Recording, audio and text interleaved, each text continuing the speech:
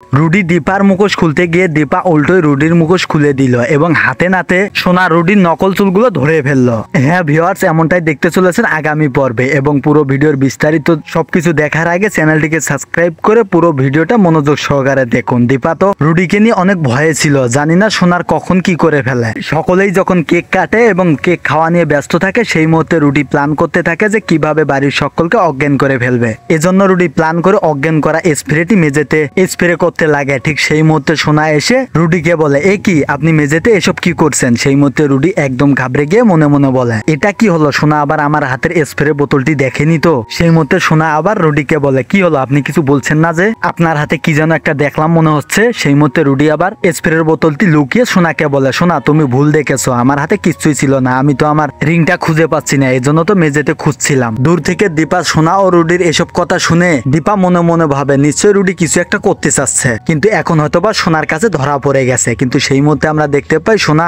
স্প্রের বোতলটি দেখে সোনা বলে, আমি আপনার হাতে কিছু একটা দেখেছি। সেই মুহূর্তে ওখানে দীপালি এসে রুডির হাত থেকে স্প্রের বোতলটি ছিনিয়ে নেয় এবং সকলকে বলে, হ্যাঁ সোনা তো একদম ঠিক কথাই বলেছে, এটাই ছিল এনার হাতে। সেই মুহূর্তে সোনা স্প্রের বোতলটি নেন এবং দেখেন সেটা তো ছিল অজ্ঞান করার ঔষধ। তাহলে কি এনি সকলকে অজ্ঞান করতে চাইছেন? কিন্তু কে এনি আমাদেরকে অজ্ঞান করতে চাইবেনই বা কেন? কিন্তু এই সুযোগে দীপা অবিনাশকে ফোন দেয়। অবিনাশ দীপার ফোন পাওয়া মাত্রই সে পুলিশ নিয়ে একদম সিনগুপ্ত বাড়িতে ঢুকে পড়ে। রুডি তো পুলিশকে দেখে একদম ঘাবড়ে যায় এবং দৌড়ে পালানোর চেষ্টা করে। সেই মুহূর্তে কৃষ্ণ এবং অবিনাশ রুডিকে ধরে ফেলে। অবিনাশ তখন রুডিকে বলে, তুমি কোথায় পালাবে? তোমার পালানোর রাস্তা তো একদম বন্ধ। সেই মুহূর্তে সকলে হতবাক হয়ে যায়, কে এই মহিলা, কি হয়েছে ওনার সাথে? দূর থেকে সূর্য অবিনাশকে দেখে দৌড়ে এসে সূর্য অবিনাশকে বলে, আপনার সাথে কি দীপা আসেনি? আরে কথা বলছেন না কেন? আমি তো দীপার জন্য এতক্ষণ ধরে ওয়েট করছিলাম। অবিনাশ তখন আর নিজেকে সামলাতে না পেরে সেই মুহূর্তে সূর্যকে বলে, আপনার বাবা তো দীপাকে ছাপ ছাপ বলে দিছে সেজন্য আপনাকে আর কোনোদিন মুখ না দেখায়, এজন্যই তো দীপা কোনোভাবে আপনাকে মুখ দেখান না। সেই মুহূর্তে সূর্য রেগে গিয়ে তার বাবাকে বলে, বাবা তুমি এটা কেন করলে? সূর্যর বাবা তখন বলে, আমি তাহলে ভুল করেছি, তবে আজকে আমার কথা আমি ফিরিয়ে নিচ্ছি, তুমি আজকে এক্ষুনি দীপাকে ফোন দাও এবং আসতে বলো। দীপালি সেজে থাকা দীপা আর নিজেকে সামলাতে পারে না এবং সবকিছু খুলে বলে, দীপালি সেজে থাকা দীপা, আমি বাবা আমি তোমার কথা রেখেছি, আমি কিন্তু সূর্যকে কোনোভাবেই আমার মুখটা দেখাইনি। সোনা এসব কিছু শুনে বুঝতে পারে যে ছদ্মবেশে থাকা সেই মহিলাই হয়তো বা রুডি। এজন্য সোনা এবার মুখোমুখি হয় রুডির। সোনা রুডিকে বলে, রুডি আমি তো তোমাকে অনেক বিশ্বাস করেছিলাম এবং তুমি আমার প্রত্যেকবারে বিশ্বাসটা ভেঙেছো,